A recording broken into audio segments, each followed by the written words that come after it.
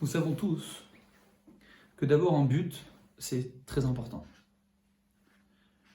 Un enfant qui rentre à l'école, il a besoin d'avoir des contrôles pour se sentir important et où il en est au niveau de la classe. Et si, quand il va à l'école, pour lui, les contrôles ne sont pas importants, il risque de finir par s'ennuyer. En grandissant, il a besoin d'avoir le bac pour pouvoir déterminer un but plus précis et plus important, donc plus de travail et forcément un ressenti de réussite ou d'échec. Quand on prend la vie dans l'âge un peu plus avancé, les buts sont différents, par exemple des gros diplômes, dentiste, avocat, médecin, et forcément la difficulté est au rendez-vous et la notoriété de cette personne, par exemple qui devient médecin, qui devient dentiste, qui devient avocat, il y a un gain derrière, mais forcément le but est beaucoup plus gros, beaucoup plus dur, et il y a une satisfaction plus grande, mais concrètement beaucoup plus de travail. Et quand on prend encore de l'âge, ce but-là évolue, et on va prendre un médecin qui cherche à se spécialiser, il y en a beaucoup moins, donc le but est beaucoup plus difficile, beaucoup de personnes lâchent parce que le but est trop compliqué à obtenir, etc. Et on sait très bien que dans la vie, avoir un but, c'est important, ça nous permet de pouvoir identifier où on en est dans notre vie. Quand on prend la voiture, on sait où on veut aller. Pareil pour l'avion, pareil pour le bateau, pareil pour n'importe quel domaine. Quand on se marie, avant de se marier, pour se marier, on a un but. Une fois qu'on est marié, on a d'autres buts, c'est d'avoir des enfants. Une fois qu'on a des enfants, on a d'autres buts qui évoluent. Donc au final, dans la vie, quelque part, nos volontés s'adaptent à des buts qui évoluent en fonction d'eux, difficultés. Et toute la vie, on avance à travers des buts que j'ai déterminés sur 3 catégories: court terme, moyen terme, long terme. Les buts de long terme sont souvent les plus importants, qui sont souvent les plus difficiles à obtenir. Et parfois, on échoue et notre but, Dieu ne voulait pas, ou bien on n'a pas été à la hauteur de ce qu'on voulait, et au final on a lâché en cours de route.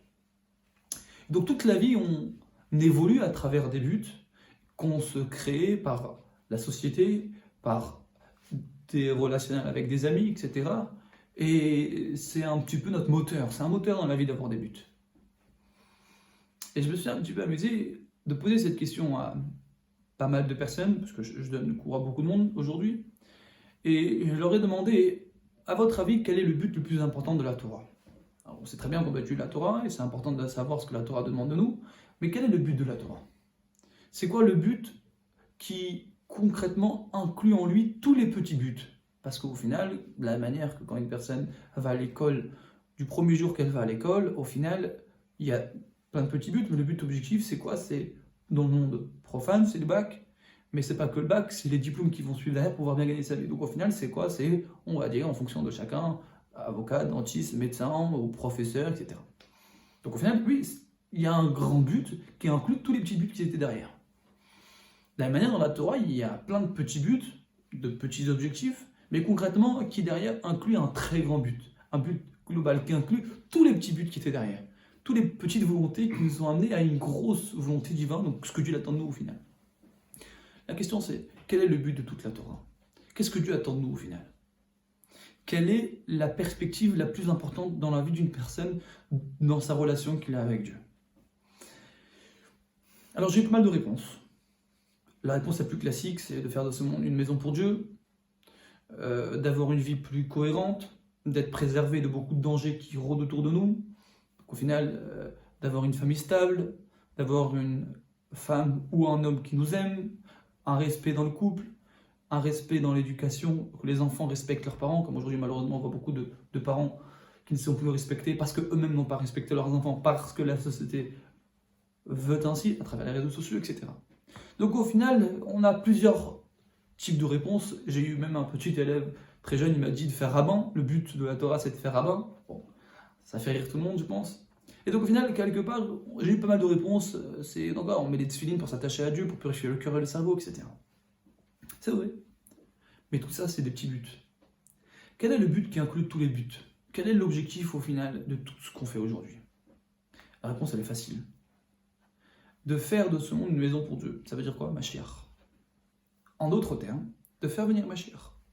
C'est-à-dire que le but de toute la Torah, c'est concrètement de faire en sorte que tout le monde va pouvoir faire Torah et Mitzvot et qu'il y aura une vie sereine, belle, agréable. Et il n'y aura plus de malades, plus d'handicapés, parce qu'au final, le but, c'est que Dieu soit visible et qu'il n'y a plus de problème. Très bien. Donc on a compris qu'en réalité, le but de toute la Torah, pourquoi Dieu nous a créés, pourquoi Dieu il nous crée, quel est son objectif final, c'est pas qu'on souffre, c'est pas toutes les difficultés qu'on a affrontées aujourd'hui, tout ça on peut dire c'est un moyen pour arriver au but, pour nous donner du mérite, et que Mashiach vienne, et donc au final c'est ça le plus grand but, c'est-à-dire qu'on doit essayer de vivre avec ça, et savoir que le Rabbi de Lubavitch, quand il est rentré à l'école, à l'âge de 5 ans, il dit que son objectif c'était quoi? C'était de devenir Mashiach. Et savoir que Yaakov Avinu, le troisième patriarche, celui qui a appelé Bechir Avot, l'élu des Avot, celui que Dieu aime par-dessus tout, celui qui a appelé Mitato Shlema, que ses 12 enfants sont des tzadikim, qui n'est pas le cas de Avraham et de Yitzhak, donc celui qui a été le plus shalem, le plus complet dans sa relation à Dieu, quand il s'apprête à mourir, à 147 ans, il appelle ses fils, et la chose qu'il demande, c'est qu'ils soient autour de lui, et que quand ils sont tous réunis autour de lui, la dernière chose qu'il va leur dire, c'est quoi? Il veut leur dire le temps de Mashiach. Il dit Ma Shekara Ba'acharit Hayamim, ce que le temps de la rédemption que Mashiach est censé venir. Et quoi? Dieu enlève la sainteté de son esprit. Quand on dit ce tzaddik-là était toujours animé par une spiritualité hors du commun, qui n'était plus le cas à ce moment-là. Donc il comprend que Dieu n'est pas d'accord avec ce dévoilement-là, donc le temps de Mashiach. Et Dieu lui dit indirectement non. Et donc il part du sujet qu'il voulait parler, donc Mashiach, et il commence à les bénir.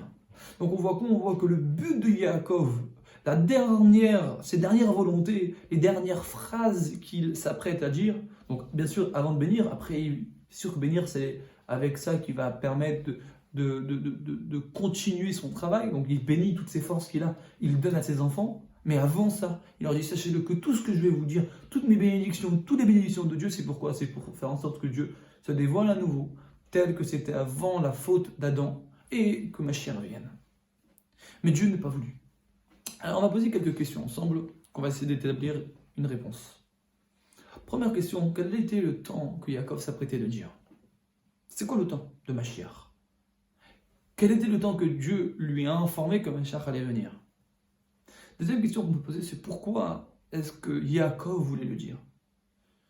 Troisième question, c'est quelle est la raison que Dieu n'était pas d'accord? Donc je répète les questions. Première question, c'était quoi le temps de Mashiach? Deuxième question, quel était l'intérêt de le dire par rapport à Yaakov? Troisième question, pourquoi Dieu n'a pas voulu? C'est des questions que je pense qui sont intéressantes et qui se méritent d'être posées. Savoir que le temps qui était destiné à faire venir Mashiach est bien plus tôt qu'on l'imagine. Bien avant ce qu'on pourrait penser. Il y en a certains qui m'ont dit 6000 ans, il y en a d'autres qui m'ont dit, chacun avec les idées reçues. J'ai eu beaucoup de réponses. Mais très peu ont donné la bonne réponse. Parce que la vérité, c'est que c'est pas évident de le savoir. C'était quoi la date qui était prévue? C'est quoi la date de Mashiach qui était censée être? C'est très simple. La date, vous savez, c'est quand? C'était le don de la Torah. C'est-à-dire quand les Juifs sont sortis d'Égypte, en 2448, au moment du don de la Torah, c'était là que Mashiach était censé venir. Ça veut dire quoi? Ça veut dire que les Juifs ont reçu la Torah. Quand ils ont reçu la Torah, il n'y avait plus de malades, plus d'handicapés. Et savoir que le fruit du fait que Adam a mangé du fruit défendu, donc quelle est la conséquence du mal, du fait d'avoir mélangé le bien et le mal? C'est que des maladies sont nées en nous. Donc, il y a 3 types de maladies que je catégorise. Premier type de catégorie, c'est quoi? C'est physique. Deuxième catégorie, c'est mental. Troisième catégorie, c'est émotionnel. On est tous touchés le plus par la troisième catégorie, donc ce qui est émotionnel, et la première catégorie qui est physique parce qu'on finit tous par mourir. J'explique. avant la faute du fruit défendu, on était censé vivre éternellement. Il n'y avait pas d'objectif de mourir, ni de tomber malade, ni d'être psychiquement atteint, ni d'être émotionnellement dans des cercles vicieux d'interdiction, de vouloir du mal. Quand il a mangé le fruit défendu, il a mélangé le bien et le mal, et à travers ça, le mal est né. Ce qui se passe, c'est qu'aujourd'hui, les gens qui sont malades, les gens qui sont handicapés physiquement, qui ont des problèmes moteurs, qui ont des problèmes, peu importe dans n'importe quel domaine, c'est des gens malades. Cette maladie-là, elle est née à cause du fruit défendu. Deuxième catégorie, c'est les gens psychiquement atteints, comme par exemple la trisomie. C'est des gens qui sont malades au niveau cérébral. Et troisième catégorie, c'est ceux qui sont malades émotionnellement. Par exemple, les gens qui aiment le vice. Et on est tous un petit peu touchés par ce fléau. La jalousie, parler du mal des autres, toujours penser qu'on est mieux que l'autre. Les vices émotionnels, dans n'importe quel domaine, le manque de respect de sa femme, le manque de respect de ses enfants, l'alcoolémie, toutes les émotions dangereuses, destructrices qui nous animent au quotidien et qui nous font beaucoup de mal. Nous savons qu'au moment du don de la Torah, les Juifs étaient totalement mis à l'écart de ces difficultés-là. On dit qu'ils étaient unis comme une seule entité, c'est-à-dire qu'il n'y avait plus de maladie. On dit qu'au moment du don de la Torah, il n'y avait plus de malades, donc personne n'était handicapé, personne n'était sourd, tout le monde se portait bien au niveau physique. Au niveau psychique aussi. Pardon. Au niveau psychique aussi, tout le monde était intelligent. Au niveau émotionnel, il n'y avait plus d'interdit. Les gens n'aimaient plus le mal. Les gens n'étaient plus attirés par le mal. Les gens aimaient que Dieu. Seulement quoi? À travers le fait qu'on a fait la faute du vaudor 40 jours après, cette dimension de passage à Matam, que le mal n'allait plus emprise sur eux, s'est estompée et le mal est revenu sur eux. Donc la mort, la maladie, la souffrance, la maladie psychique, maladie émotionnelle, maladie physique. Donc le temps qui était censé être prédéfini que Mashiach allait venir par rapport à ce que Yaakov s'apprêtait à dire, c'était 2448, le don de la Torah. Donc on comprend qu'en vérité, c'était ce moment-là. Voilà pourquoi Yaakov voulait le dire. Il voulait dire à ses enfants, sachez-le, que si vous êtes prêts, et si vous ne fautez pas à ce moment, et si vous faites les choses comme il se doit, c'est ce moment qui est prédéfini pour que la rédemption arrive, pour que Mashiach vienne, et qu'il n'y ait plus de mal. Et donc au final, la résurrection des morts, le bien éternel est censé arriver à ce moment-là.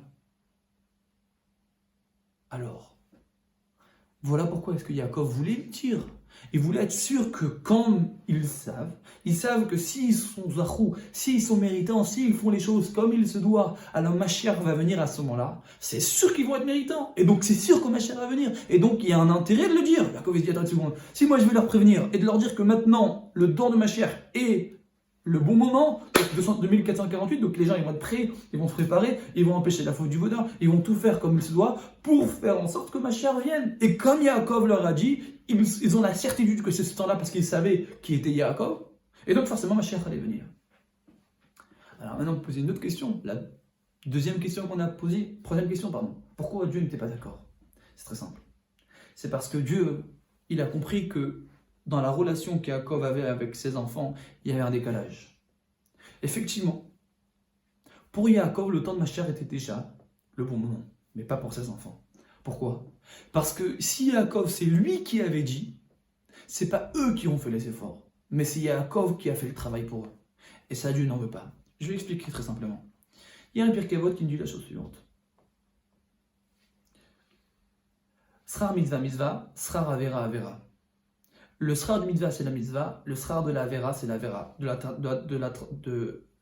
Quand j'enfreins une avera, c'est elle qui est pour moi ma punition. Et quand je fais une mitzvah, c'est elle qui est mon gain. Maintenant, le Pirkei Avot il conduit une chose un peu compliquée. La difficulté d'une mitzvah, c'est elle ton mérite. Et le plaisir que tu as à faire une avera, c'est ta punition. On peut se poser une question, ça veut dire quoi? Ça veut dire quoi? Quand j'ai du plaisir dans une avera, c'est ça qui est ma punition? Ça veut dire quoi? Et la difficulté de ma mitzvah, c'est elle, mon gain. Qu'est-ce que ça veut dire? La réponse est simple. C'est qu'en fait, plus une mitzvah est difficile, et plus il y a eu de la labeur, et plus il y a eu de la souffrance, et plus il y a eu de l'effort, comme on dit après l'effort, le réconfort, après la difficulté, le gain derrière est au rendez-vous. Et donc, plus c'est dur, et plus ça vient de la personne qui est partie chercher Dieu, qui est partie comprendre ce qu'il attendait de lui, qui est passé par des moments très difficiles, qui est passé par des moments très difficiles et qui se relève de ses cendres, qui renaît de ses cendres, qui se bat malgré tout et qui ne lâche pas. De là vient la grandeur. Maintenant, on peut comprendre pourquoi Dieu n'était pas d'accord avec le dévoilement que Yaakov s'apprêtait de faire. On sait tous que Purim est un grand moment dans l'histoire et en fait une très grande fête. On dit qu'à Mashiach, c'est une des seules fêtes qui ne va pas être annulée. Pourquoi?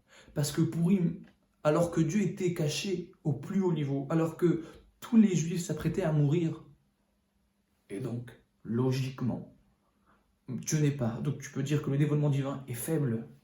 Et bien au contraire. Le dévoilement de Purim est supérieur même à celui de Kippour. Comme on dit, Ke-Purim. Kippurim. Que Kippour est semblable à Purim. C'est-à-dire qu'on compare Kippour au jour de Purim pour dire la grandeur du jour de Purim. Pourquoi? Parce que dans les plus grandes difficultés naît la plus grande lumière. Dans la plus grande obscurité naît la plus grande énergie. C'est en fait de la difficulté qui fait naître la grandeur d'une personne. C'est là où on voit l'amour. C'est là où on voit le fait qu'on aime hors cadre, qu'on est complètement hors limite, qu'on aime Dieu de manière transcendante, qu'il n'y a pas de limite dans notre amour. Et c'est là où Dieu teste notre amour. C'est là où il sait à combien on est capable de l'aimer. Et donc Dieu ne voulait pas que Mashiach vienne par la facilité, parce qu'on nous l'a dit, et donc c'est un cadeau qui au final vient d'en haut et que nous on n'a rien fait. Dieu veut qu'on passe par toutes les épreuves qui sont nécessaires pour que quand Mashiach vienne, ça soit un Mashiach fort. Parce que si Mashiach serait venu en 2448, ça n'aurait pas été un Mashiach qu'on est au niveau de le recevoir. Ça aurait été un Mashiach qu'on n'est pas à la hauteur. Et donc forcément, c'est un Mashiach faible. Et donc forcément, même si Mashiach serait venu, des souffrances auraient pu naître derrière. Et Dieu n'en voulait pas. Il te dit, ce Mashiach n'est pas pour tes enfants. Il est peut-être pour toi. Tu es peut-être prêt, toi, parce que tu es passé par toutes les épreuves de ta vie. Tu as pensé que ton fils était mort pendant 22 ans.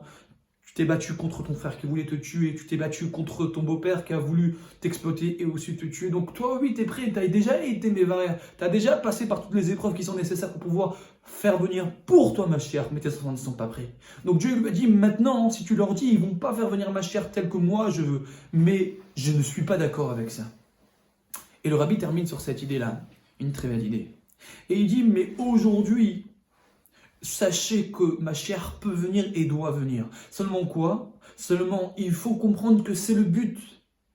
C'est ça la raison pour laquelle Dieu a créé le monde. Et aujourd'hui, le rabbi il dit clairement, et tous les tzadikim sont d'accord d'aller dans ce sens-là. Même il y a une vidéo d'un enfant qui parle, qui a dit à sa mère que Rav Ovadia Yosef pleurait. Et il dit à maman, Rav Yosef pleure dans le rêve, et il est revenu plusieurs fois, il me dit, mais pourquoi les gens ne demandent pas? Parce qu'au final, c'est ça la vraie liberté qu'on peut avoir. La seule vraie liberté dans la vie d'une personne, c'est quoi? C'est qu'on puisse revoir tous les gens qui sont partis, c'est qu'on puisse comprendre Dieu facilement, c'est qu'on puisse l'aimer facilement, c'est qu'on puisse le voir de partout, c'est qu'on puisse vivre avec lui dans chaque détail de notre vie. Et cela n'est possible que quand Mashiach va venir. Et aujourd'hui, le rabbi dit, ça y est, on est comme Yaakov au moment de sa mort, on est tous prêts à faire en sorte que Mashiach vienne, et que si Mashiach vient maintenant, ça sera Mashiach fort qui n'aura pas d'exil derrière. Donc nous, on doit essayer de s'attacher et de dire à Dieu, ça y est, stop, comme un fils que quand il demande, le père ne peut pas refuser. De la même manière, nous, aujourd'hui, on est dans cette réalité où si on demande avec conviction, Dieu va faire venir Mashiach, mais un Mashiach fort, tel Yaakov avant de mourir, et non pas tel que eux ils étaient à leur moment où ils n'étaient pas prêts. Donc au final, on arrive à dire quoi? Que nous aujourd'hui notre but c'est quoi? C'est quoi le vrai but d'un homme? C'est quoi le vrai but du monde? C'est quoi le vrai but de la Torah? C'est quoi le vrai but de chaque mitzvah qu'on est en train de faire? C'est le but global qui inclut tout. C'est la vraie liberté. C'est la vraie Yetziat Mitzrayim, la sortie d'Égypte qui était prévue de base. C'est quoi? Le fait que chaque personne verra Dieu de manière visible et apparente, sans se prendre la tête et réfléchir et devenir malade pour y chercher de le comprendre et des fois de ne pas le voir. On en a marre. On veut le voir. On veut une vraie liberté. On veut une vie, pas une liberté conditionnelle où il faut s'attacher continuellement et se battre contre nos passions, contre nos émotions interdites qui nous donnent envie, on n'en veut pas, mais on se bat et on tombe et on remonte et de temps en temps on arrive à ressentir un petit peu une liberté conditionnelle. Mais celui qui est à l'hôpital, mais celui qui est psychiatriquement atteint, mais celui qui est tourmenté par des émotions interdites qui le broient et qui n'arrive pas à les gérer, par exemple la drogue, comment s'en sortir? Alors on va l'aider, on va l'aimer, on va lui donner tout, mais on en a marre. Ça y est, à un moment donné, on peut dire à Dieu, on veut vivre avec toi de manière permanente et de sentir que la vie c'est la vie, non pas que la mort c'est la vie. On n'est plus intéressé par se battre contre le mal, parce que ça y est, c'est fini, ce temps révolu. On sait très bien que maintenant on est prêt pour que tu te dévoiles et que ce dévoilement-là, ça sera un dévoilement total et infini. Et c'est ça que nous on veut aujourd'hui. On en a marre de devoir demander l'aumône. On en a marre de devoir demander des petits dévoilements. On veut un dévoilement où tous les tzadikim et la rédemption, donc tous les morts, tous les tzadikim morts ressusciteront. On verra Dieu avec nos yeux. Ou faire une mitzvah, ça sera le plus grand bonheur. Ou étudier la Torah, ça sera palpable comme Moshe Rabbeinu, son visage rayonné de lumière. Tout le monde rayonnera d'une lumière spirituelle. Que l'argent ne sera rien, mais que la spiritualité et la conscience de Dieu sera tout. Parce que c'est ce qu'elle est réellement, mais concrètement aujourd'hui cachée, demain dévoilée. Et on veut pouvoir dire à Dieu, ça y est, stop.